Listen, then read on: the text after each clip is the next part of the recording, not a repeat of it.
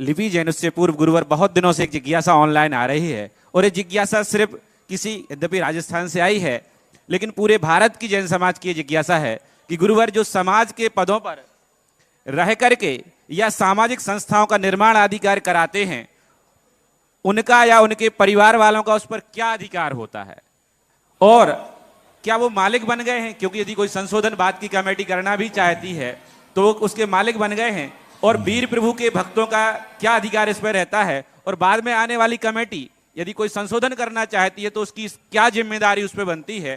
पहली बात तो है, दान देने वाले का दान देने के बाद किंचित मात्र भी अधिकार नहीं।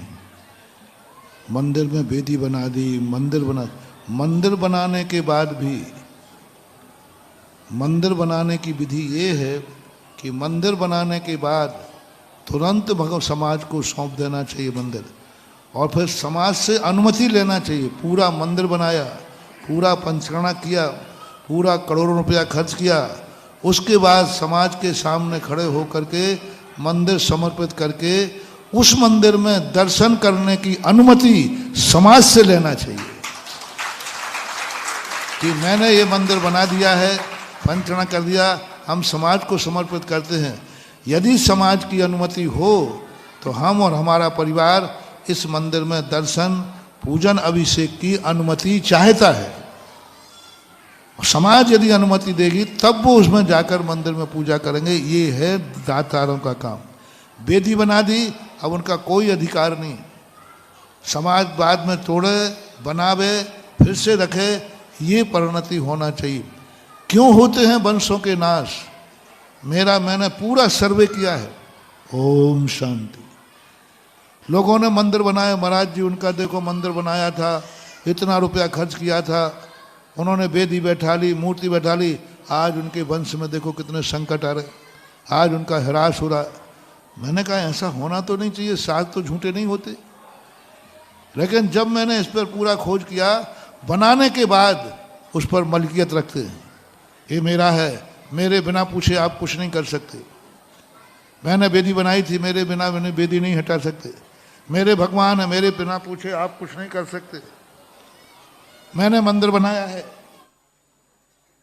मेरे पूरियों का मंदिर बनाया है, इसमें कोई ट्रस्टी नहीं रहेगा, सारी व्यवस्था हम ही करेंगे। ऐसे व्यक्ति, ऐसे परिवार 3 पीढ़ी के बाद अधिकतम पुण्य है, या तो उसी पीढ़ी में, एक पीढ़ी में फल चालू हो जाता है।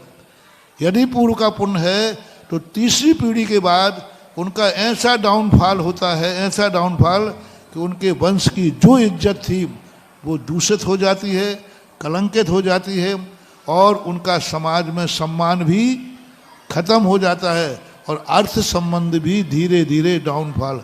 हमने देखो जितने मैंने बनाए और उस पर अभी कब्जा करके बैठे हैं, अपना परिवार का ट्रस्ट बना लिया, अपने स्वयं कब्जा करके बैठे हैं। उनके वंशों की हालत देखो, उनने जिन्होंने मंदिर बनाया था पूर्वजों ने, उनकी तूतू बोलती थी, और आज उनकी वंश की अपने घर में भी तूतू नहीं बोल रही। इसलिए मैं तो अपने भक्तों से कहना चाहूँगा, मंदिर वेदी बनाने के बाद तुरंत प्रतिष्ठा के बाद छोड़ देना चाहिए। मूर्ति पंचकल्याणक में प्रवेश करने के पहले त्याग देना चाहिए। आज से भगवान की मूर्ति पर मेरा कोई अधिकार नहीं है, हम भगवान मेरे नहीं हैं, मैं भगवान का हूँ। समाज पंचायत कमेटी यदि अनुमति देगी तो हम अभिषेक पूजन कर लेंगे, नहीं देगी तो कोई बात नहीं, मैंने तो दान दे दिया। अपने दान पर अधिकार रखना इतना ही पाप है जितना कि नारियल चढ़ाने के बाद पुनः उठा करके खा लेना। नारियल चढ़ा दिया और फिर उठा पर उस पर अपनी मलकियत रखना। इसी प्रकार दान दे दिया तुमने, वेदी बना दी, मूर्ति बना दी, मंदिर बना दिया, अब भी तुम कहते हो मेरा मंदिर है, मेरे पूर्वजों ने मंदिर बनाया था। ऐसे लोगों के ऐसे अशुभ कर्म के उदय आएंगे कि उनको रहने के लिए मकान भी नहीं बचेगा, ध्यान रखना।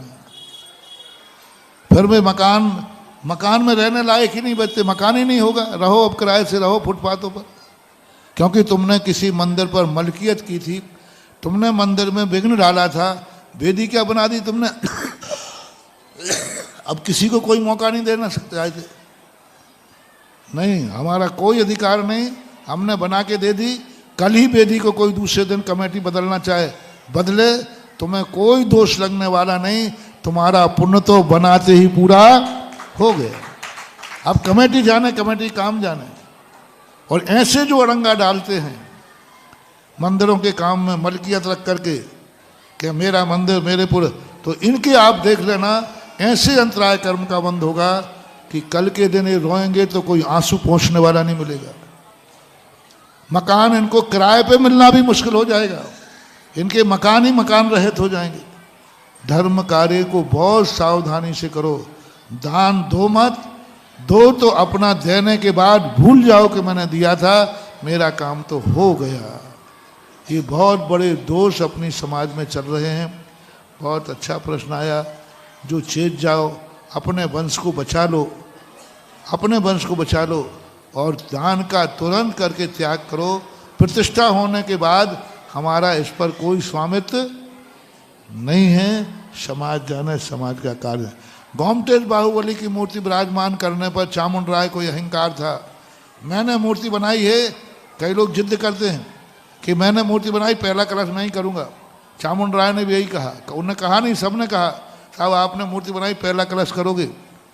बताते हैं कि चामुंड राय जैसे ही पहला कलश करने गए, अभिषेक किया बाहुबली का गंधोदक नाभि से नीचे, सब आचार्य चकित रह गए। जब एक सामान्य जनता ने लोटा ढाला, लुटिया ढाली और गंधोदक जमीन तक आ गया। ये प्रसंग आया है तो सारी समाज के लिए है। मैं कह रहा, एक मेरे भक्त ने एक मंदिर बनाया, पूरा पैसा उसने लगाया, पूरा पंचकर्मा का खर्चा उठाया। ये प्रसंग आया है तो सारी समाज के लिए है। मैं कह रहा, एक मेरे भक्त ने एक मंदिर बनाया, पूरा पैसा उसने लगाया, पूरा पंचकर्मा का खर्चा उठाया। आय सब समाज की थी, वो व्यय उसका था, सब किया। अंत में जब मूर्ति विराजमान करने की बात आई तो समाज ने कहा शेठ जी विराजमान करेंगे, इन्होंने इतना पैसा खर्च किया है, इतना पंचकर्मा किया, मंदिर बनाया, इतनी बड़ी थी, सब ने कहा। तो वो मेरे पास आशीर्वाद लेने आए, तो मैंने कि अपन को विराजमान नहीं करना। तो बैठ गए, बोले महाराज जी, मैंने कि बोली लगाओ। बोले महाराज जी करोड़ों रुपया खर्च कर दिया, 2-5 लाख की बोली में क्या होना है? अरे सेठ जी वैसे ही दे देंगे। मैंने कहा मैं तो मना नहीं कर मेरे से पूछ रहा है तो मेरा भक्त है तो नहीं विराजमान करेगा, और तुम्हारा नागरिक है तो तुम्हारी बात करके विराजमान कर लो। अब उनके भाई समाज की मानो, मैं कहाँ मना कर रहा हूँ, मना लो आप। तो समाज कहता हमारी तो सहमति है। मैंने कहा भक्त को सहमति नहीं है, नागरिक को सहमति है। तो सेठ जी क्या महाराज की आज्ञा के बना तो नहीं बैठा लूँ मैंने कहा नहीं बैठा। समाज ने पूरा हिसाब, करोड़ों रुपया खर्च किया था और मूर्ति मुश्किल से 2-5 लाख की बोली लगती। मैंने कहा नहीं, अपन को नहीं करना गलती। वंश बचाना है कि नहीं बचाना है। जो आज तुम्हारी समृद्धि है, ये समृद्धि कल भी बनी रहे। बोले बचाना है। मैंने चुपचाप बैठ जाओ, बोरी लगाओ। अब बोरी लगी, अब बोली शुरू हुई। सेठ जी अपन को बोली छोड़ना नहीं है, लगाओ बोली। बोली लगी, 5-7 लाख जो भी गई है वो बोली गई और सेठ जी ने ली। अब बोलो मालिक बनकर विराजमान की कि श्रावक बनकर के विराजमान की? श्रावक की लाइन में लग जाओ। अब मेरी मूर्ति नहीं है, प्रतिष्ठा हो चुकी है। हमने मूर्ति दान में दी है, हमने भगवान दान में नहीं दिए हैं। विराजमान करने के पहले कितनी तुमने क्या दिया है? मूर्ति के पैसा दिए है ना, तुमने मूर्ति दान की है। और पंचकर्मा के बाद मूर्ति नहीं है महानुभाव, भगवान है। और भगवान का दान देने की औकात मत रखना रे, बिक जाओगे। हाँ, मखाने बिक जाएंगे। इसलिए प्रतिष्ठा के पहले प्रशस्ति, अपनी प्रतिष्ठा के पहले इसलिए लिखी जाती है क्योंकि मूर्ति पर प्रशस्ति लिखी जा सकती है, भगवान पर नहीं लिखी जा सकती। तो भगवान बनने के बाद फिर अपना कोई अधिकार नहीं। हम सामान्य श्रावक हैं, आप भी लगाइए बोली, हमारी लगाएंगे। हमारे पुण्य में होगी तो मिल जाएगी, नहीं तो जो ले जाएगा। अब ऐसा यदि तुम मूर्ति विराजमान करोगे त्याग करके, फिर गारंटी मैं लेता हूं तुम्हारे वंश में कहीं कमी आ जाए तो मुझे आके बता देना। लेकिन तुमने स्वामित्व रखा, अपनी मलकियत रखी, दूसरे से तुमने कहा कि नहीं कोई हिला नहीं सकता ये वेदी को, ये मूर्ति को, हमारे पूर्वजों की है। यदि ऐसी मलकियत रखी तो तुम्हारी एक पीढ़ी की भी गारंटी नहीं है कि अगली पीढ़ी तुम्हारी कुशल रहेगी कि नहीं रहेगी, ये कोई गारंटी नहीं।